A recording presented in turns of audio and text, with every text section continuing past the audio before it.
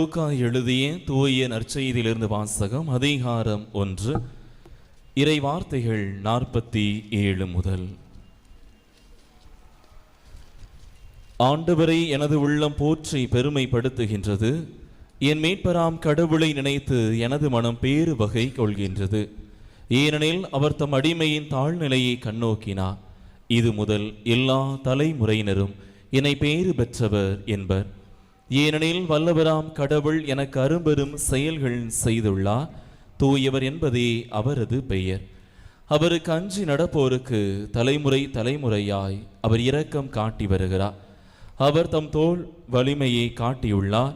உள்ளத்தில் செருக்குடன் சிந்திப்போரை சிதறடித்து வருகிறார். வலியோரை அரியணை நின்று தூக்கி எறிந்துள்ளார். தாழ்நிலையில் இருப்போரை உயர்த்துகிறார். பசித்தோரை நலன்களால் நிரப்பியுள்ளார்.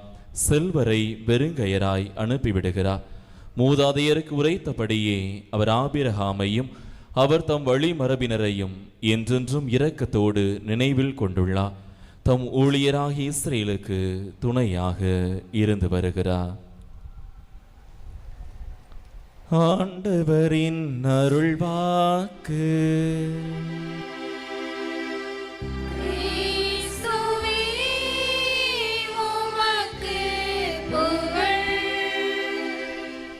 இயேசுவில் அன்பார்ந்தவர்களே, உங்கள் அனைவருக்கும் திருவிழா நல்வாழ்த்துக்களை மகிழ்ச்சியோடு தெரிவித்துக் கொள்கிறோம்.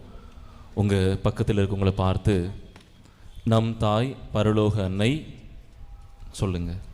நம் தாய் பரலோக அன்னை அவள் நமக்காக பரிந்துரைப்பார். எல்லாரும் எப்படி இருக்கிறீங்க? எல்லாரும் எப்படி இருக்கிறீங்க? மகிழ்ச்சி.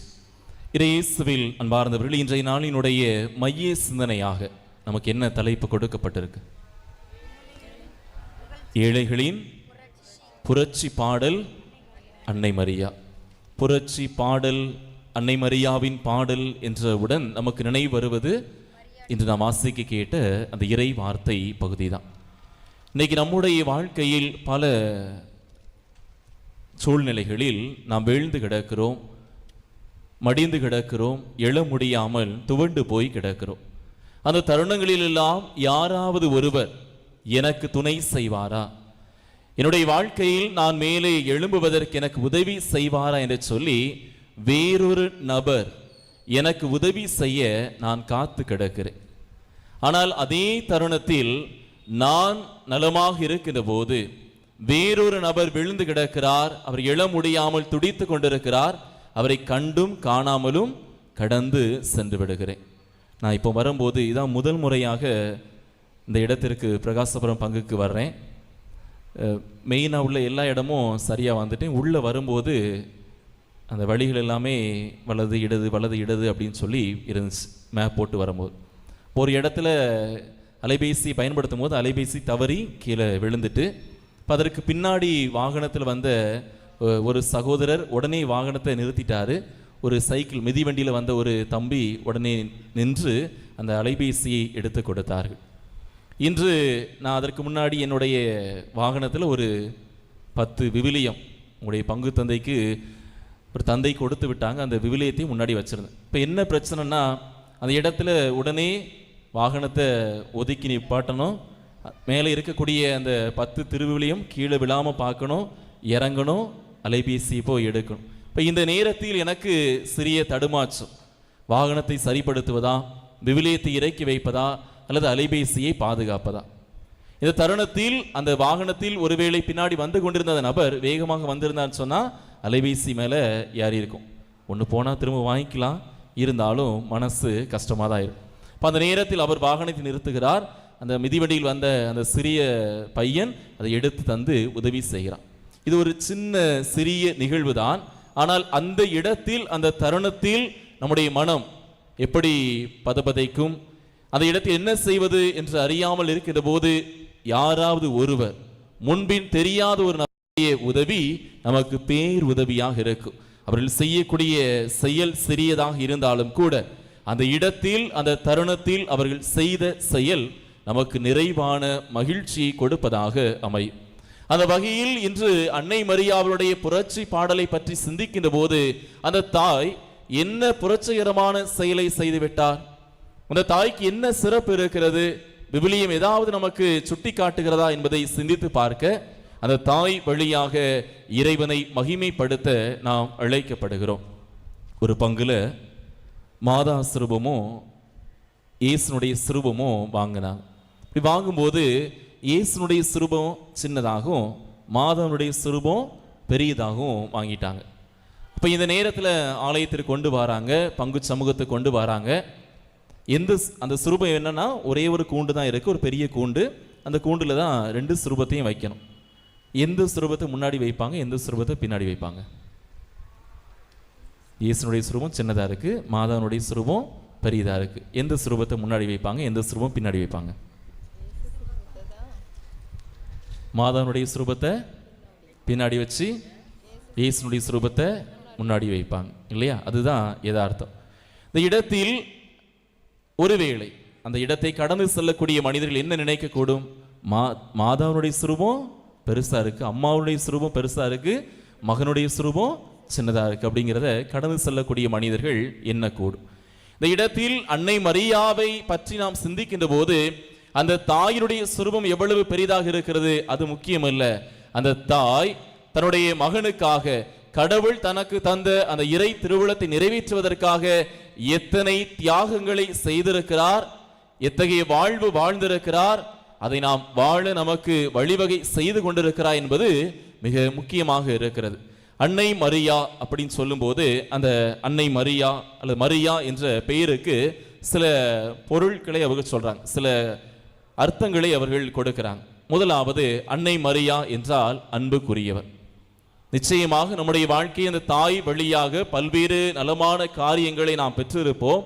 அந்த தாய் நிறைவான ஆசீர்வாதத்தை தன் மகனிடமிருந்து நமக்காக பரிந்து பேசி பெற்றுக் கொடுத்திருப்பார். அவர் என்றும் நம்மை அன்பு செய்து வருகிறார் என்பது மறுப்பதற்கில்லை. அந்த தாய் எப்பொழுதும் அன்பிற்குரியவர். இரண்டாவது, அன்னை மரியா. மரியா என்றால் கடலின் ஒரு துளி. கடல் பெரியது, அதில் ஒரு துளியாக அன்னை மரியா இருக்கிறார் என்று சொன்னால் இறைவனின் திருவுளத்தை நிறைவேற்றுவதற்காக ஆம் என்று பதிலுரைத்து அந்த தாய் சிறிய துளியாக இந்த உலகத்தில் கலக்கப்பட்டிருக்கிறார். நாம் நம்முடைய பாவ நிலையிலிருந்து விடுதலை பெற வேண்டும் என்பதற்காக தன்னையே அவர் தியாகம் செய்திருக்கிறார், கரைத்திருக்கிறார். மூன்றாவது, அன்னை மரியா. மரியா என்றால் கசப்பு. மரியா என்றால் கசப்பு என்று எப்படி பொருள் கொள்ள முடியும்? அன்பிற்குரியவர், கடலின் ஒரு துளி என்று நாம் நேர்மறையாக சொல்லிவிட்டு இறுதியாக கசப்பு என்று சொல்லும்போது எப்படி அது சரியானதாக இருக்கும் என்று சிந்திக்கின்ற போது சிமியோன் அன்னை மரியாவை பார்த்து அந்த சொன்ன வார்த்தை உள்ளத்தை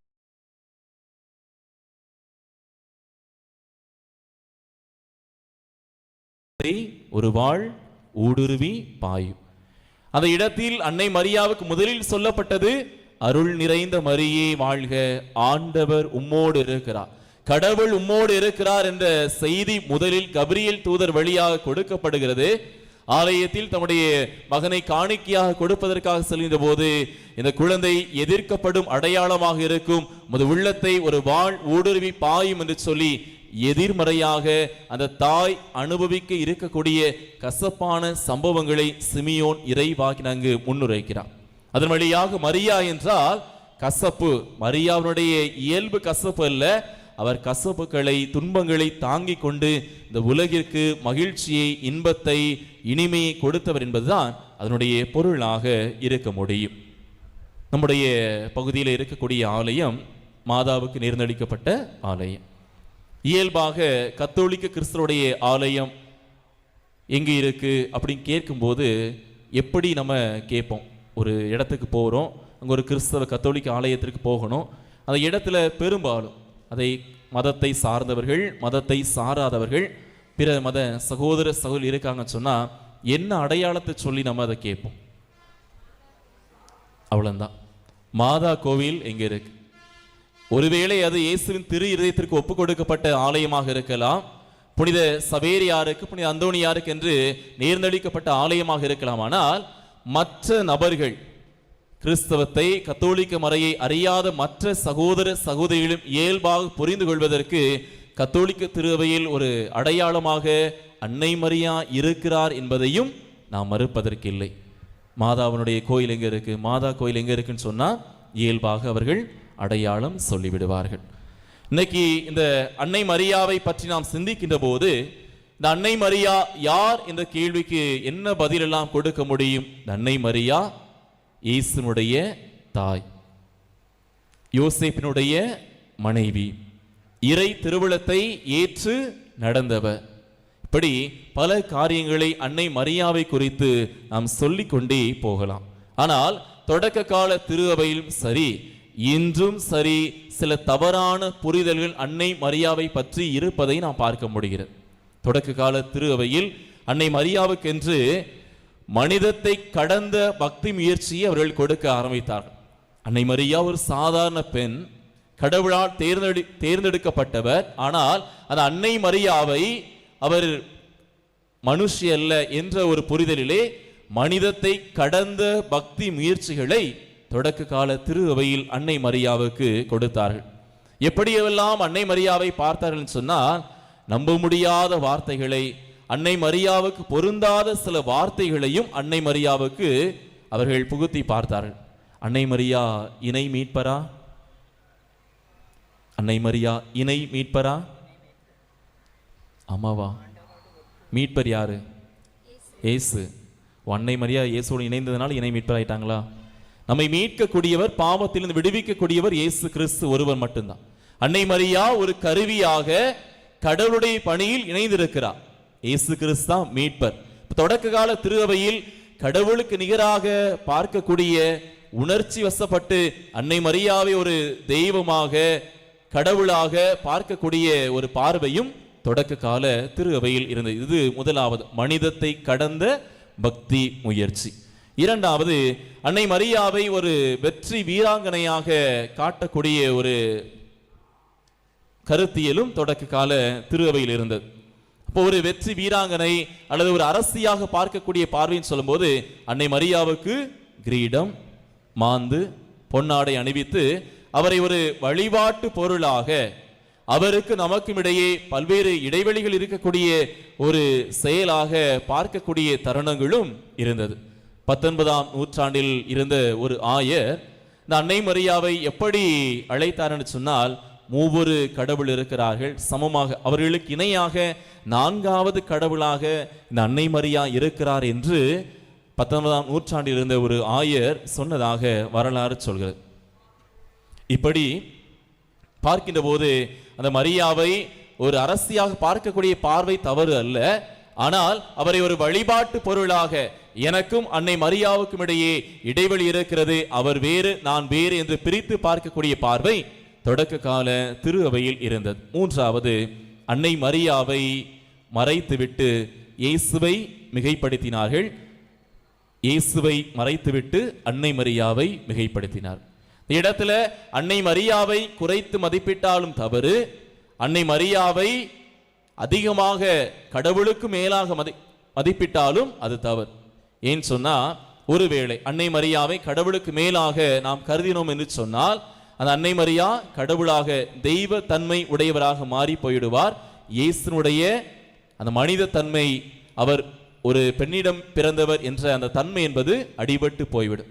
ஒருவேளை அன்னை மரியாவை அவர் ஒரு ஒன்றுமில்லாதவர் என்று குறைப்படுத்தினாலும் அந்த இடத்தில் அந்த கருத்தியல், இயேசுவினுடைய தன்மை என்று பார்க்கின்ற போது அவரிடம் 100% இறைத்தன்மை இருந்தது, 100% மனித தன்மை இருந்தது. இந்த இரண்டையும் குறைத்து மதிப்பிடக்கூடிய ஒரு சூழலும் தொடக்க கால திருவையில். ஒரு சமயத்தில் அன்னை மரியாவை உயர்த்தி பார்த்தாங்க, ஒரு இடத்துல இயேசு கிறிஸ்து உயர்த்தி பார்த்தாங்க, அன்னை மரியாவை தரக்குறைவாக. இப்படி தொடக்க கால திருவையில் அந்த தாயை பார்த்த பார்வைகள், அந்த தாயை வழிபட்ட முறைகள் வித்தியாசமானதாக இருந்தது. இன்னைக்கு அன்னை மரியாவை நாம் எப்படி பார்க்க வேண்டும்? நீங்க அன்னை மரியாவை எப்படி பார்க்கிறீங்க? அன்னை மரியா என்று சொன்னதும் உங்களுடைய மனதுக்கு என்ன நினைவுக்கு வருது? இங்க வரைக்கும் வருது, இங்க வர மாட்டேங்குது. என்ன வருது? பரிந்துரைப்பவர். அன்னை மரியா நமக்காக பரிந்துரைப்பவர். ஆனா அதே செயலை நாம செய்ய முடியுமா? அன்னை மரியா பரிந்துரைக்கிறாங்க. அந்த பரிந்துரைக்கூடிய அந்த தாயினுடைய பிள்ளைகள் என்று பெருமைப்படக்கூடிய நாம் பரிந்துரைக்க முடியுமா முடியாதா? பரிந்துரைக்கிறேன்னா என்னது? ஒருத்தங்களுக்காக இன்னொருத்தங்கிட்ட போய் பேசுறது தான் பரிந்துரைக்கு.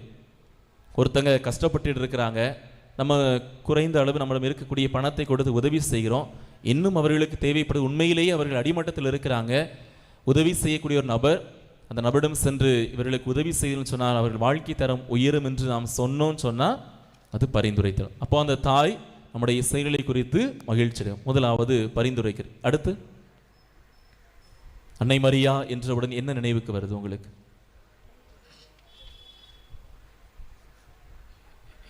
அமைதியானவர், தாழ்ச்சியானவர் உண்டு தானே.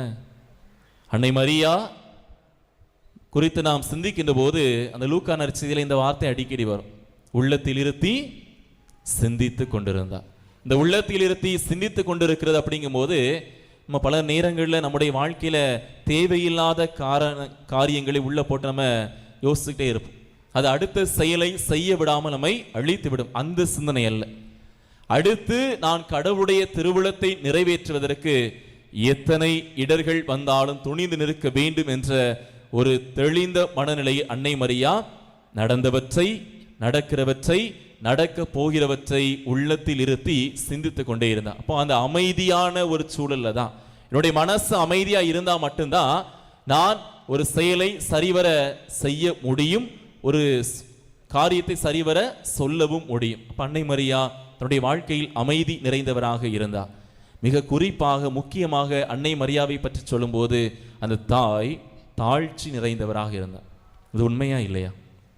அந்த தாயினுடைய வாழ்க்கையை பார்க்கின்ற போது கடவுளின் தாய், இறைவனின் தாய். எலிசபெத் அம்மா சொல்றாங்க, ஆண்டவரின் தாய் என்னிடம் வர நான் யார்? அந்த இடத்தில் கடவுளின் தாயாக, ஆண்டவரின் தாயாக அன்னை மரியா உயர்த்தப்பட்டிருக்கிறார், அருள் நிறைந்தவராக இருக்கு. ஆனால் எந்த இடத்திலும் அன்னை மரியா கர்வம் கொள்ளவில்லை.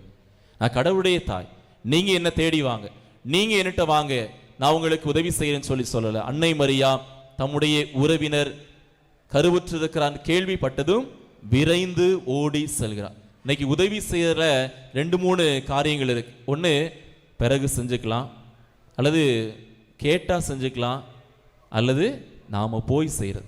இன்னைக்கு இந்த நிலைகளில் அன்னை மரியாவை பார்க்கின்ற போது எலிசபெத்தம்மா அவங்ககிட்ட கேட்கல, எனக்கு உதவி செய்யுங்க, நான் தனிமையில் இருக்கிறேன், என்னால் எந்த வேலையும் செய்ய முடியாது, எனக்கு உதவி செய்ய சொல்லி லெட்டர் போடல. ஆனா கேள்விப்பட்டதும் அறிந்ததும் அன்னை மரியா ஓடி செல்கிறார். இன்னைக்கு அந்த தாயை அமைதி நிறைந்தவராக, தாழ்ச்சி நிறைந்தவராக, உதவி செய்பவராக, பரிந்துரைப்பவராக நாம் பார்க்கிறோம் சொன்னா, அந்த தாயை ஒருவேளை நமக்கும் அந்த தாய்க்கும் இடையே இடைவெளி இருக்குது, அந்த தாய் ஒரு தெய்வம், நான் ஒரு சாதாரண மனுஷி என்று பார்க்க ஆரம்பித்தேன்னு சொன்னா நான் அவருடைய பிள்ளையாக இருக்க முடியாது.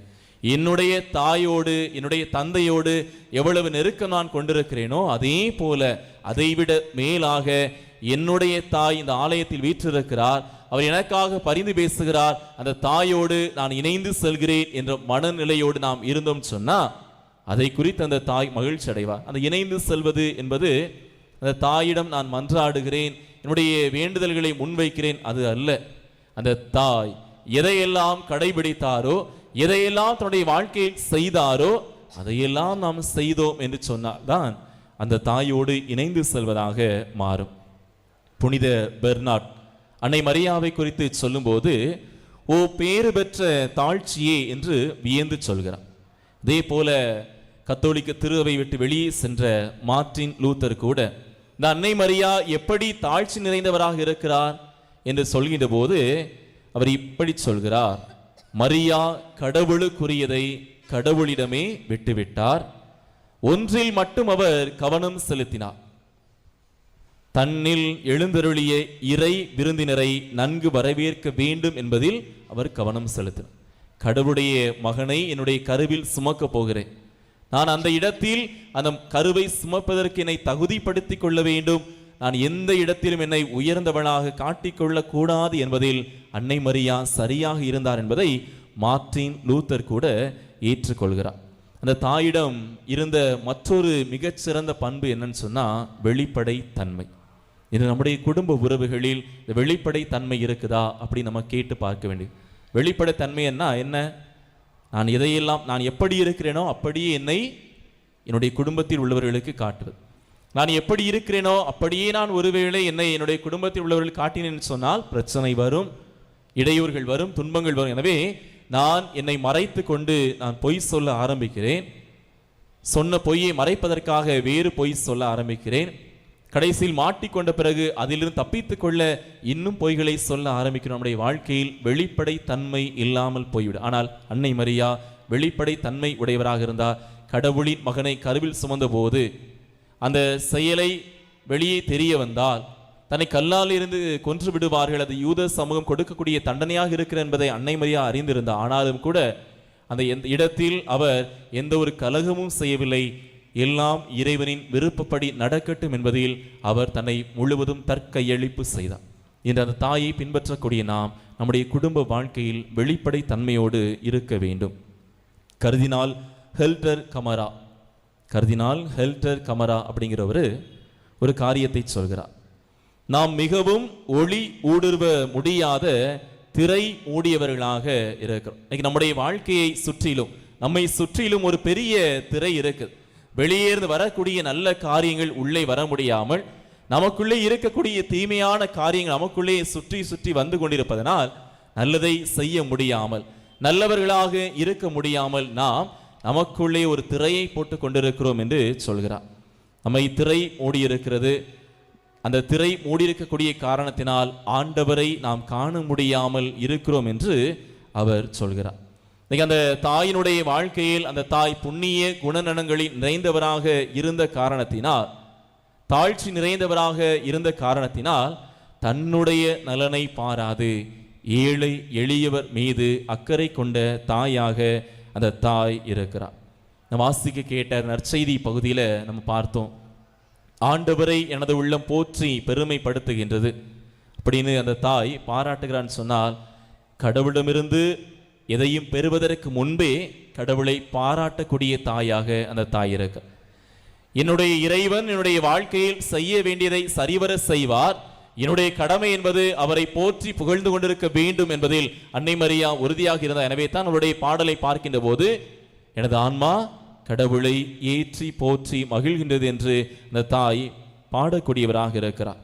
அந்த பாடலிலே நாம் பார்க்கின்ற போது கடவுள் என்னென்ன செயல்களை செய்தார், என்னென்ன வல்ல செயல்களை தொடக்க முதல் இன்று வரை செய்து கொண்டிருக்கிறார் என்பதை அந்த தாய் பாடலாக பாடுகிறார். மூன்றாவது, இறைவனுடைய மனப்பான்மை என்ன, இறைவனுடைய திட்டம் என்ன என்பதை அந்த தாய் அங்கு வெளிப்படுத்துகிறார்.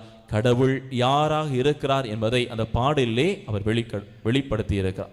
இவ்வாறாக ஒரு பாடல், இந்த பாடல் அன்னை மரியா பாடிய பாடலா, அன்னை மரியா மட்டும்தான் இந்த பாடலை பாடினார்களா என்று சொன்னால், விவிலியம் வைத்திருக்கக்கூடியவர்கள் சாமுவேல் முதல் நூல் அதிகாரம் 2 இறைவார்த்தை 1 முதல் 10 வரை பார்த்தீங்கன்னு சொன்னால், சாமுவேல் முதல் நூல் அதிகாரம் 2 இறைவார்த்தைகள் 1 முதல் 10 வரை உள்ள பகுதியில் அன்னாவின் வேண்டுதல் என்று ஒரு பாடல் கொடுக்கப்பட்டது. கிட்டத்தட்ட அந்த இடத்திலும் கூட ஆண்டவரை முன்னிட்டு என் இதயம் மகிழ்கின்றது, ஆண்டவரில் என் ஆற்றல் உயர்கின்றது என்று அந்த அண்ணா பாடுகிறார். அதில் குறிப்பாக 8வது வசனத்திலே, பொழுதை நின்று அவர் ஏழைகளை உயர்த்துகிறார், குப்பையை நின்று வறியவரை தூக்கி விடுகின்றார், உயர் குடியினரோடு அவர்களை அமர்த்துகிறார், மாண்புறு அரியணையை அவர்களுக்கு உரிமையாக்குகிறார் சொல்லி ஏழைகள் வாழ் அக்கறை கொண்ட ஒரு பாடலாக அந்த பழைய ஏற்பாட்டில் ஒரு பாடல் இருக்கிறது. அதனுடைய தொடர்ச்சியாக, அதனுடைய மாதிரியாக அன்னை மரியாவும் இங்கு இந்த பாடலை பாடுவதை பார்க்கிறோம். யாரெல்லாம் தங்களுடைய வாழ்க்கையில் கடவுளுடைய அருளை பெற்றிருந்தார்களோ, இது நடைபெற சாத்தியமே இல்லை என்ற நிலை இருந்ததோ, அந்த இடத்தில் அவர்கள் கடவுளின் அருளை சிறப்பான விதத்தில் பெற்று கடவுளின் திருவிழத்தை செயல்படுத்த அழைக்கப்பட்டார்களோ, அவர்கள் கடவுளை வியந்து மகிழ்ந்து பாடிய பாடல்களாக விவிலியத்தில் பல பாடல்களை நாம் பார்க்கிறோம். குறிப்பாக இன்று நாம் வாசிக்க கேட்ட அந்த பகுதியிலே 53வது அந்த இறை வார்த்தை நாம் பார்க்கின்ற ஒரு 5 காரியங்கள் அங்கு கொடுக்கப்பட்டிருக்கிறது. முதலாவது, உள்ளத்தில் செருக்குடன் சிந்திப்போரை சிதறடித்து வருகிறார். இன்னைக்கு நம்முடைய வாழ்க்கையில ஒரு மனிதர் ஒரு பொது இடத்துல செருக்கோடு ஆணவத்தோடு பேசுகிறான்னு சொன்னா நம்ம 2 காரியங்களை செய்வோம். ஒன்று, நமக்குள்ளே பக்கத்தில் இருக்கவங்ககிட்ட பேசுவோம், இப்படி பேசுகிறாங்க பாருங்க, இப்படி பேசுறதுனால என்ன மாறுற போது, ஏன் இப்படி பேசுறாங்க, கர்வத்தில் பேசுறாங்கன்னு சொல்லுவோம், அல்லது அந்த இடத்தை விட்டு நாம் கலைந்து செல்வோம்.